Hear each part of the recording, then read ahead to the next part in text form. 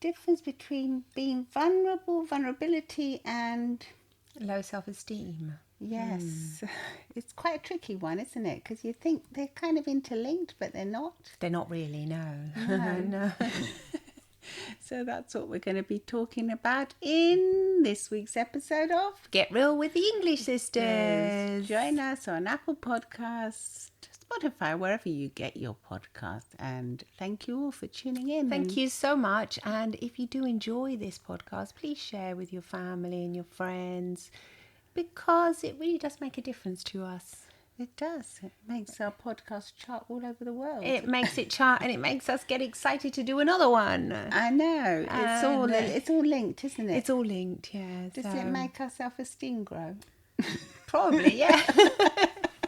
Definitely. Well, I don't know, but I guess so. Yeah, it makes me feel good that somebody's listening, and I guess, yeah, it's also an ego thing, I guess, because I want to share what I know. So perhaps, that could be something linked with ego. I don't know if it's good or bad, but hey, we're human. It's don't look at me like that. I'm just trying to think, is it egoistic? I suppose it is egoistic in a way, but I think why not though? Yes. I mean, we're humans. I'm not denying that part of me. No. That I do get a kick out of saying, oh yay, I managed to help someone. I mean, or yay, we've it's gone up. You tell me the numbers. Sometimes I know they're just numbers, but sometimes it helps.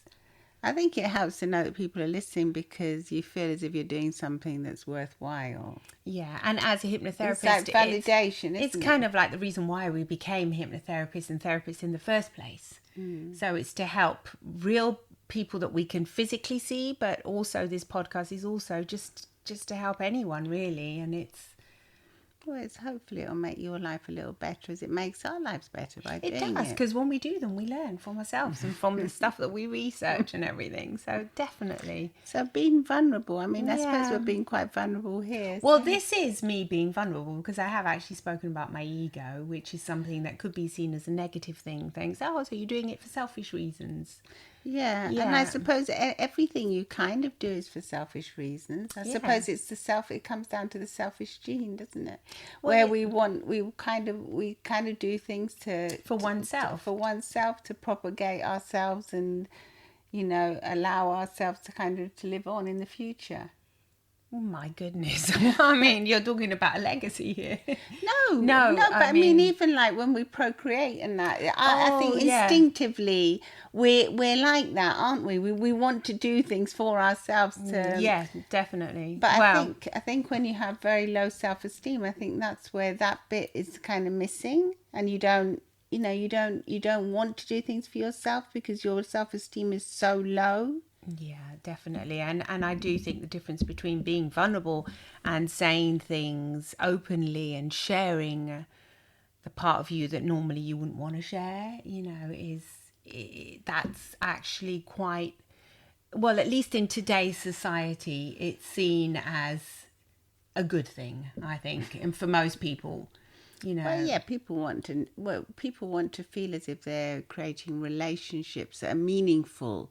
Yeah, and connecting really to the person. Connect, and the way to truly connect with someone is to show them that you're vulnerable. Exactly. Yes. Yeah. Because if you always say, "Oh no, everything's fine," No, I mean, I just do this because I'm such a good person. Yes, you are a good person. I think I am a good person. Yeah. But there's also the side of me that wants to be listened to and wants to help others, but probably I'm helping myself by helping others. So it's myself first and then helping others.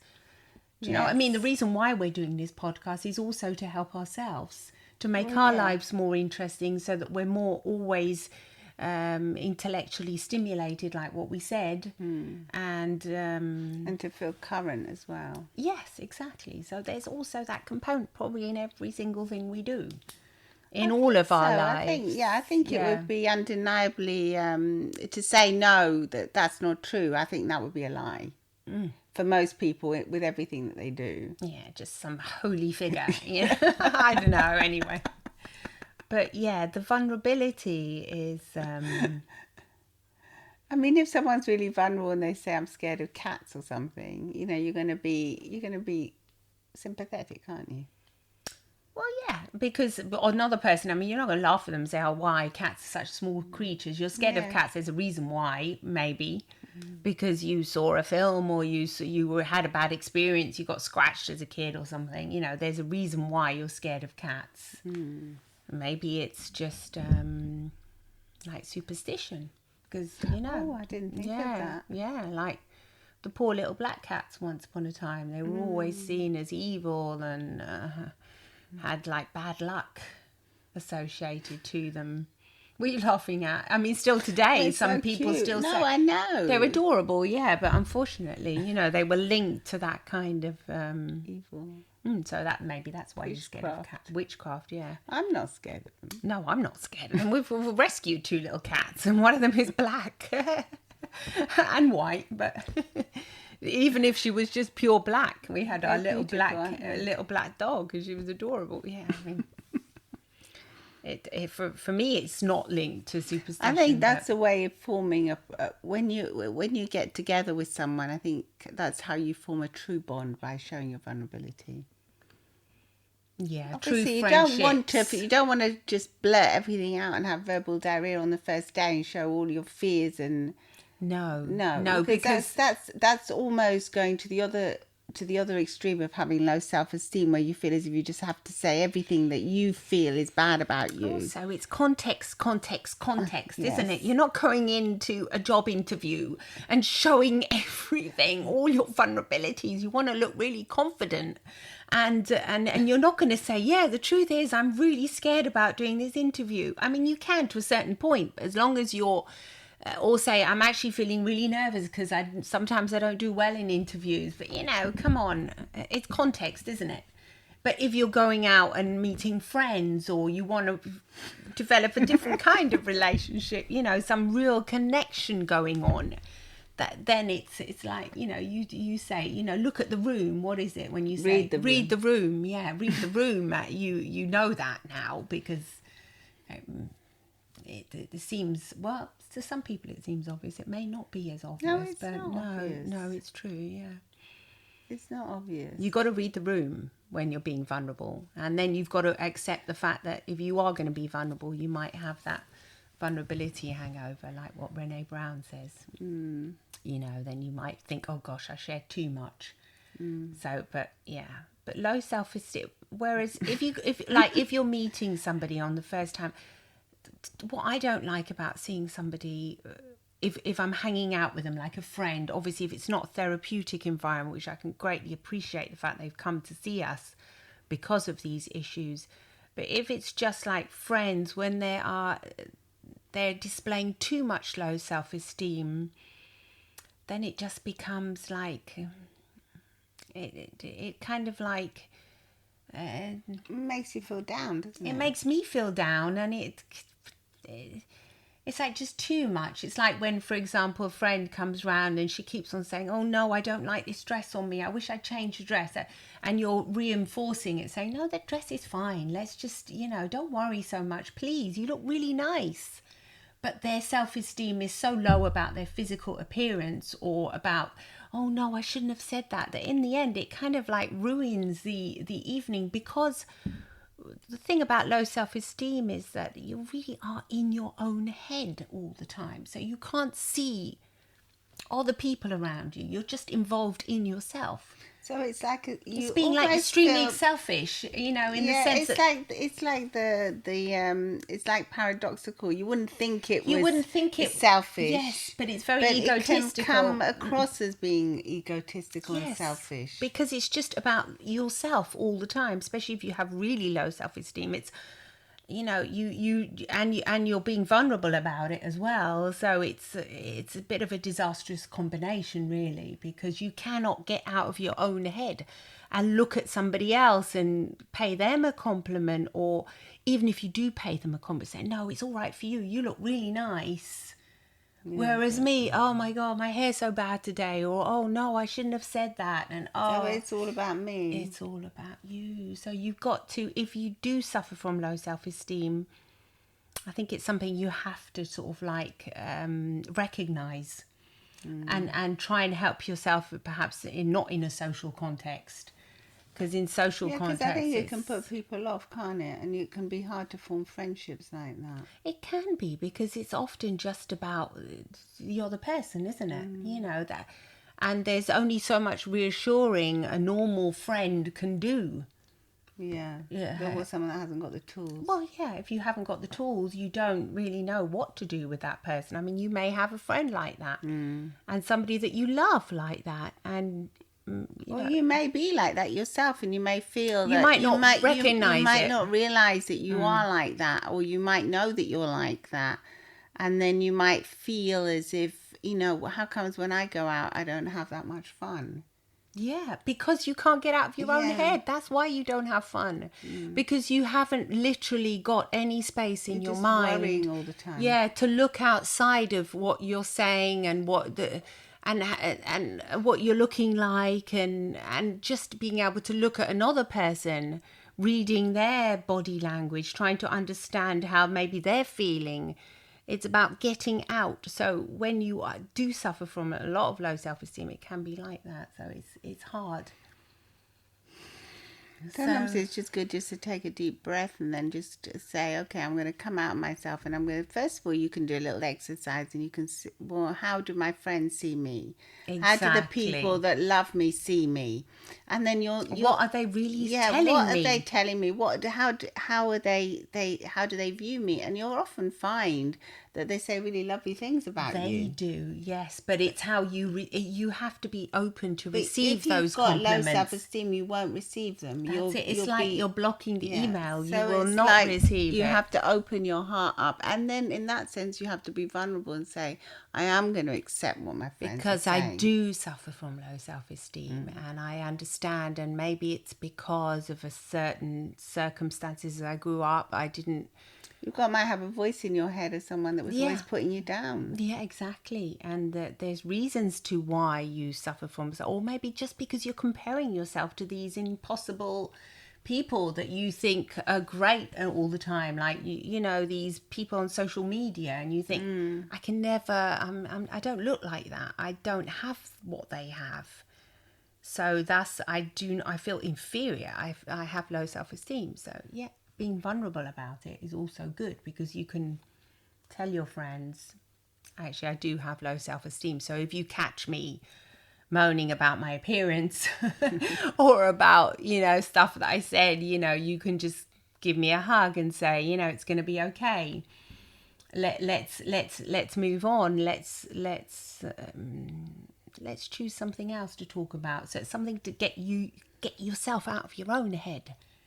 Because that's what can happen with low self-esteem. Yeah, and that might just click with you now. That might be a light bulb moment when you might think, "Oh, I never really thought that was selfish."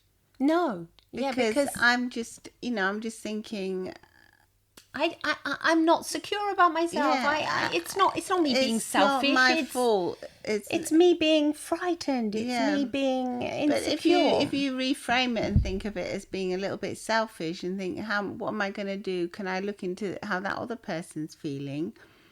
When I say those things, it might open up a new world. Well, it probably will open up a new world for you. It will, yeah, because you do have so many people that say, I love that person. I just wish they were a little bit more confident in themselves, and I wish they would know how beautiful they really are inside and out. And it just, it might just be click. Just click, and realise it. And when it does click, you'll just think, oh, how comes I never thought of that? Yeah. It's quite. It can be quite fast, because it's happened to our clients. Yeah. And it's been really like they've had radical changes just by realizing. So when they do go into that negative self-talk, and sometimes the negative self-talk comes out onto people they love, and family and friends, and even colleagues, even anybody, they can say, hey, let me focus on saying something else now. Pay more attention to other people. So instead of thinking about how awful I look, for example, and I'm not dressed appropriately for the occasion. forget me and look at somebody else and say, oh, I really like your shoes, without thinking mine are horrible, just saying something just nice, without going back and ping-ponging it back on yourself the entire time. Just... Yeah, because you tend to hog the conversation when it's like that. You do hog it. You do. And without wanting to, because you're a beautiful person and you don't want to hog the conversation. We can appreciate how lovely you are. Yeah, it's not like you're doing it on purpose. No, it's an unconscious process of... but I think when you become aware of it, it can be very, very liberating. And freeing. And it can cause you to feel a lot of anxiety relief as well. Gosh, all of a sudden you think, wow, yeah. It's as easy as that. That's me. I can change. And how do I do it? I just have to look outside of my own head and look at anything else and think about other things, like focus if you're on a date and you're thinking, this is going so badly because my nose is shiny. I don't know, whatever you're thinking of. No, I'm not thinking about my nose being shiny. Here, for example, I'm going to think about the food in front of me, and say something nice about that, or say something nice about the person in front of me. Start focusing on anything else, Yeah, external. Anything external will immediately get you out of your own head. I think that's because being in your own head can be very comforting if it's a nice place to be, but when it's an anxious place or a place that's filled with low self-esteem, it can be actually very detrimental to you, as you probably know, and it can limit you in many, many ways. It can stop you from becoming the person that you really are meant to be. Exactly, yes, that beautiful person that you know. A person that can thrive and shine and, give and be fun. Because when you take all that away, if you take all those layers away, you'll find that, you're probably a lovely, bubbly, fun person to hang around. Yeah, before you got all your mental hang-ups about this or somebody else that said that and all of the stuff that goes on. You can just get rid of that, really quickly. Yeah, it's so easy, isn't it? And yet it's so difficult. It can seem so difficult. It can seem so difficult because you don't, it's like, we've had people that say, it doesn't feel like I can never get out of my own head because no matter what I do, I always see something bad about it. And other people pay them compliments and gosh, you're doing really well, etc. And it all just gets brushed under the carpet. They just ignore it. Yeah. People with low self-esteem tend to do that. So really, I was thinking about that. Milton Erickson, who was a famous psychotherapist and hypnotherapist. And he's a doctor as well. And he said that he had a client that was very low self-esteem and was feeling very low in general, and he found that she loved gardening, and so he said, why don't you look at the births and the deaths in your area? Yeah, I remember that story. Yeah. It was in a newspaper when it used to be printed in newspapers. It was a while back. And whenever someone dies or someone's born, why don't you send them a little violet plant? Because she loved propagating these violets. And but just by doing that one simple task, this exercise, it got her out of her own head and her own low self-esteem and her own, the way she was feeling. And it brought her into the community, and she became known as the lady that gave the beautiful violet plants. And she lived happily after that. Well, yeah, it also gave her a sense of purpose, and it literally got her out of her own head by doing something, I guess, physical like gardening.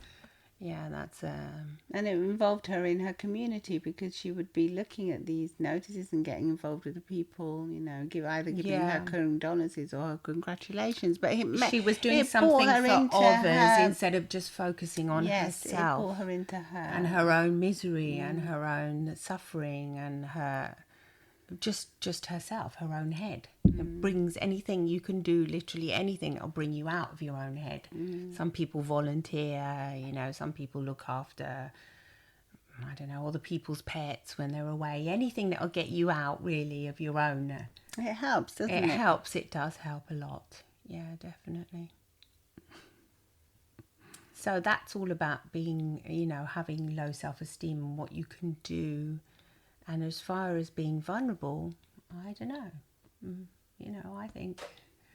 I think that's a useful...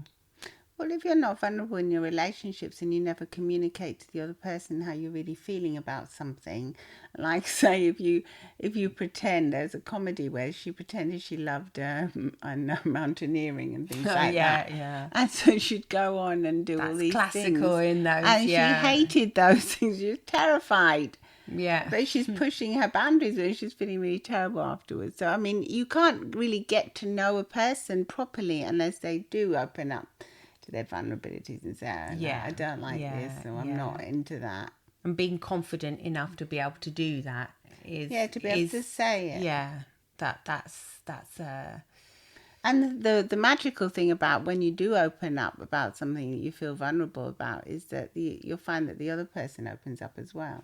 Normally they and then do. You get closer to the person. Yeah, definitely. Whether it's with friends or with with partners or lovers or whatever. When was the time you felt vulnerable? Or even with your children. Last time you personally say you felt vulnerable about something? Vulnerable. Or you expressed your vulnerability towards doing something? Can't remember now. I mean, I think it's something. What about when you first met your husband, John? That was years ago. Yeah, I know, but did you express vulnerability when you were going out with him? Probably. I can't even remember now. It was so long ago. Come on. It's 30 years ago. 40. So what? But surely you can remember things that you would say, I don't like doing that, or I'm just scared say I of didn't that. like it. And I'd tell him all the truth. I wouldn't be messing around. No. I mean, we were best friends for a start. Yeah, that's true, yeah. I wouldn't be putting on a force. No, I don't Anything mean I was like by too saying honest. yeah. Okay. I mean, I've never had a problem with communicating. I'm very like, no, I don't want to do that. I don't like that. Yeah. Oh, I'm not. Yeah, I'm not into that. I'm not. I guess, yeah. I suppose when we started going to the first really posh hotels, I felt vulnerable because I wasn't used to it. You felt insecure there, yeah, because you were like... But I mean, I told you I felt vulnerable. It's not as if I told hid me. it. Yeah. Oh, yeah. I'd get you to phone up and things. You were like scared of phoning reception. Yeah, like, I don't want to do that. Yeah, because we were brought up in a, immigrant family, very, very, very, very humble. So when we did sort of start working and getting nicer things, being able to go to nice hotels, you were really vulnerable about that, even asking for things. I was more used to it only because I used to work, I used to work as an air hostess, so we used to get taken to these hotels, so I was more used to it. Certainly the first time I wasn't used to it at all either. I mean, even now I don't really like being waited on and things like that too much. I find the fuss around me, I find that quite embarrassing. Because so I suppose that's been, I feel quite vulnerable about that.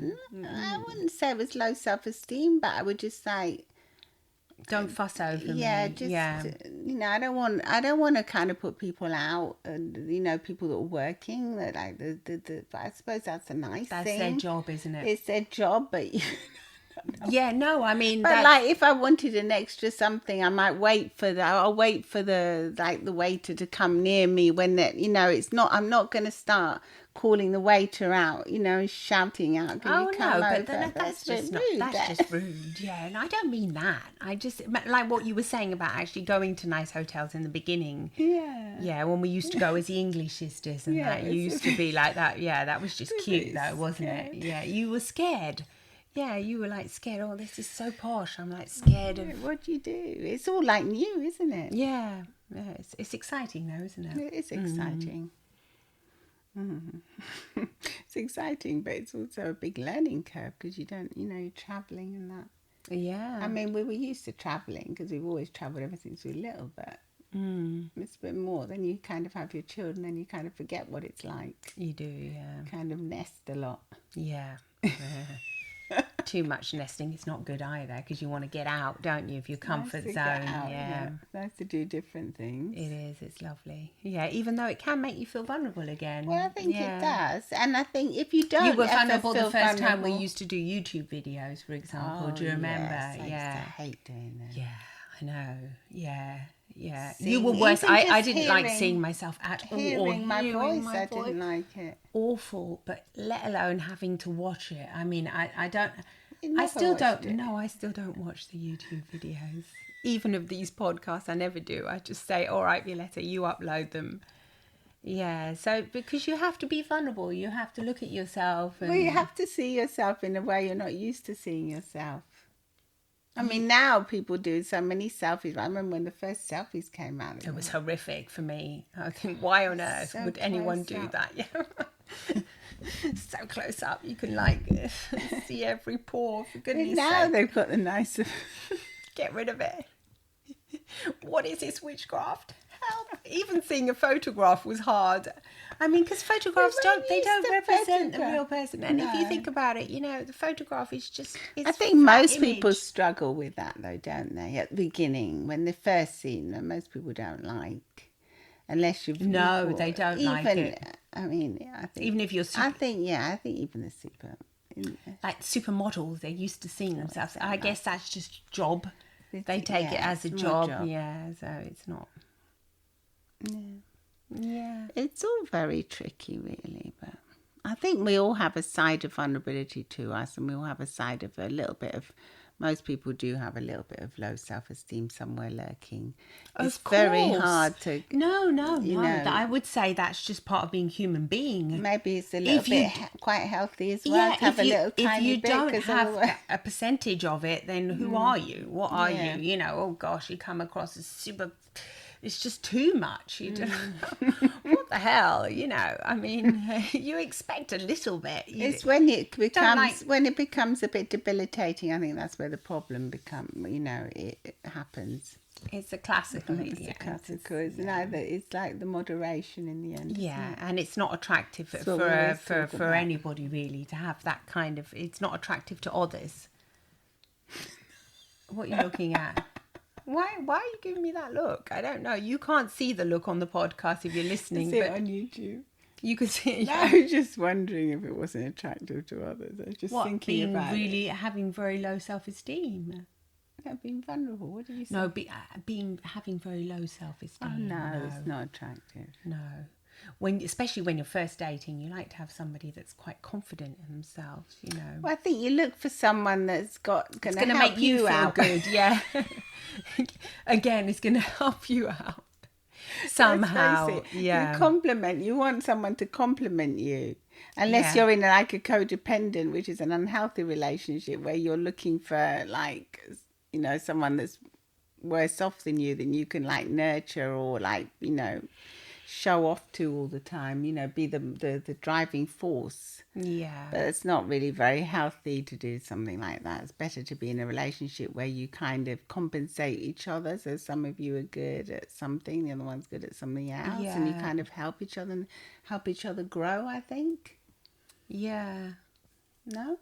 Definitely. No, that's definitely the kind of relationship that's the ideal relationship, really, where you together and one person is really good at something, the other person's no good at something else, and you can say, you can learn. You can always ask for that helping hand from the other person, can't you? What are you thinking? No, I'm just going, no, because you asked me for certain things. Yeah, that doesn't matter. I ask you for other things. I mean, no, that's good. Yeah, you should see us too. I mean, like when we're out and about, it's like, okay, you do that and I'll do that. No, I'm no good at this. And it's like we do like 50-50 and then we manage to get it done. No matter what it is, it's so weird sometimes. It's a team effort. Yeah, it's always a team effort. Well, nearly always. Unless you're just if we're going to a parking meter or something with a new app where she'll go do one thing, I'll do another. We're pressing buttons. Until it gets... And then, oh, wow, it's worked. What's a license plate? I don't have it. Oh, I managed to take a picture of it. You know, I don't know. It's funny. It's funny, yeah. But I mean, it's good. It's a great thing. Knowing your weaknesses, isn't it? Yes. And that doesn't make you being feel less vulnerable good. about them. Yeah. Yeah. Okay. Yeah. I'm terrible with numbers, and I'll get lost anywhere. So I mean, literally, if your letter says where is that place, I was. But you used to be better when we used to go to London. I think we have to travel a bit more again. No, in London you were like lost in there. I don't know I what was happened to you but then on I'd those be days. so confident and thinking it was this way and it was the wrong way. Yeah, it was a completely wrong way. I don't know. Do you know why? Because I'm so bad at it. I think I really have to pay close attention to where I'm going all the time. So it's something I have to focus a lot on. And you were just like confident that you were like good with roads and knowing. You used to be good. Terrible. You used to be good, yeah. Anyway, that's for another story. Well, we hope you enjoyed this episode, and come and see us on social media at Get Real with the English Sisters on Instagram, the English Sisters on Instagram as well, where we also have our luxury lighting, and what else? YouTube. Yeah, Come and say hi YouTube. on YouTube, where you can actually see us in person. Even though we're not going to look at it. We will You look can. at it. No, we'll look at the comments. Well, I look at it because I You upload do. it. You upload it. Yeah. Oh, thank goodness for that. Surely you can look at them now. You don't have time to go and view them, but No. we I do. The comments we look at. Comments, definitely. Anyway, lots of love and smiles from the English Sisters. Sisters. Bye bye. Bye-bye.